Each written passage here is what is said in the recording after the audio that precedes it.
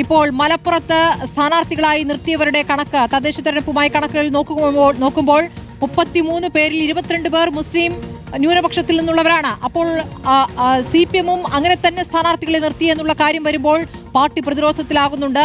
വലിയ രീതിയിൽ അത് ചർച്ചയായി എന്നുള്ള കാര്യം വ്യക്തമാണ്. ഞാൻ കെ സജീഷിലേക്ക് കൂടി. സജീഷ്, ഇപ്പോൾ CPM-ന് ഈ തെരഞ്ഞെടുപ്പിൽ മാസങ്ങൾ മാത്രം ബാക്കി നിൽക്കുമ്പോൾ വലിയ പ്രതിരോധം സൃഷ്ടിച്ചിരിക്കുന്നു സജി ചെറിയാന്റെ വാക്കുകൾ. ഒന്നാമത്, നേരത്തെ മോദി നടത്തിയ വേഷം കണ്ടാൽ അറിയാം എന്നുള്ള പ്രസ്താവന, വർഗീയ പ്രസ്താവന, അതിൽ CPM ആണ് മുന്നിൽ നിന്ന് അതിനെതിരെ ശക്തമായി പ്രതികരിച്ചിരുന്നത്. അതേപോലെ ഇപ്പോൾ ആളെ കണ്ടാൽ അറിയാം, പേര് കണ്ടാൽ അറിയാം എന്നുള്ള പ്രസ്താവന അതിനോട് ചേർത്താണ് എല്ലാവരും വായിക്കുന്നത്. വലിയ രീതിയിൽ പാർട്ടിയെ പ്രതിരോധത്തിലാക്കി. അതുകൊണ്ടല്ലേ ഈ നിർവ്യാജം ഖേദത്തിന് വഴങ്ങേണ്ടി വന്നത്? നിസ്സംശയം അങ്ങനെ തന്നെ പറയാം സ്മൃതി. തീർച്ചയായിട്ടും സജി ചെറിയാന്റെ കഴിഞ്ഞ കുറെ കാലത്തെ ഇത്തരത്തിലുള്ള പ്രസ്താവനകൾ നോക്കിക്കഴിഞ്ഞാൽ പാർട്ടി അങ്ങേയറ്റം പ്രതിരോധത്തിലാക്കുന്ന സമീപനമാണ് ഉണ്ടായിരുന്നത്. അതിലെല്ലാം തന്നെ അദ്ദേഹത്തിന് പിന്നീട് തിരുത്തുകയും ഖേദം പ്രകടിപ്പിക്കുകയും ചെയ്യേണ്ടി വന്നിട്ടുണ്ട്. ഏറ്റവും ഒടുവിലാണ് ഈ രീതിയിൽ പച്ചയായ ഒരു വർഗീയ പരാമർശം എന്ന് ഉറപ്പായും പറയാൻ കഴിയുന്ന ഒരു പ്രസ്താവന സജി ചെറിയാന്റെ ഭാഗത്തുണ്ടായത്. അത് മതന്യൂനപക്ഷങ്ങൾക്ക് സംരക്ഷകരാണ് എന്ന് ഞങ്ങൾ, അല്ലെങ്കിൽ മതന്യൂനപക്ഷങ്ങളുടെ സംരക്ഷകരാണ് തങ്ങൾ എന്ന CPM-ന്റെ എക്കാലത്തെയും വലിയ നിലപാടിനെ അങ്ങേയറ്റം റദ്ദ് ചെയ്യുന്ന ഒരു പ്രസ്താവനയായിരുന്നു സജി ചെറിയാന്റെ ഭാഗത്തുണ്ടായത്. അതുകൊണ്ട് തന്നെ കടുത്ത അതൃപ്തി സജി ചെറിയാനെതിരെ CPM-നുള്ളിൽ ഉണ്ടായിരുന്നു താനും. ഇതിൽ ഏറ്റവും പ്രധാനപ്പെട്ട കാര്യം, ആദ്യ ദിവസം അദ്ദേഹം പറഞ്ഞതിൽ കൂടി ഒന്നുകൂടി ഉറച്ചായിരുന്നു. ഇന്നലെ അദ്ദേഹം അത് കുറെ കൂടി ന്യായീകരിച്ചൊരു വിശദീകരണം നൽകിയത് താൻ പറഞ്ഞതിൽ ഉറച്ചു നിൽക്കുന്നു എന്നതാണ്.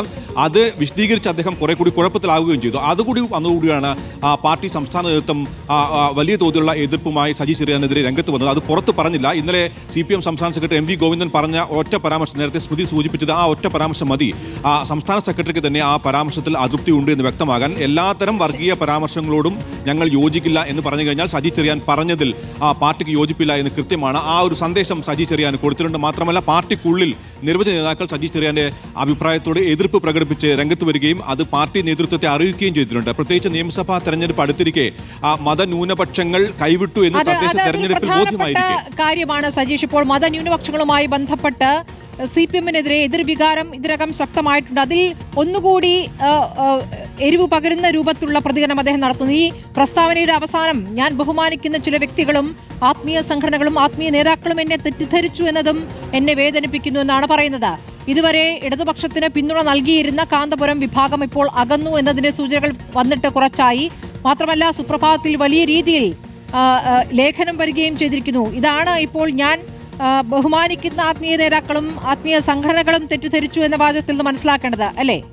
തീർച്ചയായിട്ടും അത് തന്നെയാണ്. അത് CPM-നെ കൂടി അലട്ടുന്നൊരു കാര്യമാണ്. കാരണം സജി ചെറിയാന്റെ ഈ പ്രസ്താവന സമസ്ത, ഒപ്പം തന്നെ കാന്തപുരം വിഭാഗം എല്ലാവരെയും വലിയ തോതിൽ വിമർശനത്തിന് വിധേയമായിരുന്നു. ഇന്നലെ സമസ്തയുടെ മുഖപ്രസംഗം നോക്കിക്കഴിഞ്ഞാൽ നമുക്കറിയാം സജി ചെറിയാനിൻ്റെ ഒരു അസുഖമാണ്. ഈ അസുഖത്തിന് കൃത്യമായ മരുന്ന് നൽകിയില്ലെങ്കിൽ മതേതര കേരളത്തിന് ദുഃഖിക്കേണ്ടി വരുമെന്നാണ്. അത്ര നിശിതമായ കടുത്ത ഭാഷയിലുള്ള വിമർശനമാണ് മതന്യൂനപക്ഷ ആത്മീയ നേതൃത്വത്തിന്റെ ഭാഗത്തുനിന്ന് സജി ചെറിയാനെതിരെ ഉണ്ടായത്. അത് പ്രത്യക്ഷമായി CPM-നെതിരെ കൂടിയാണ് എന്ന ഒരു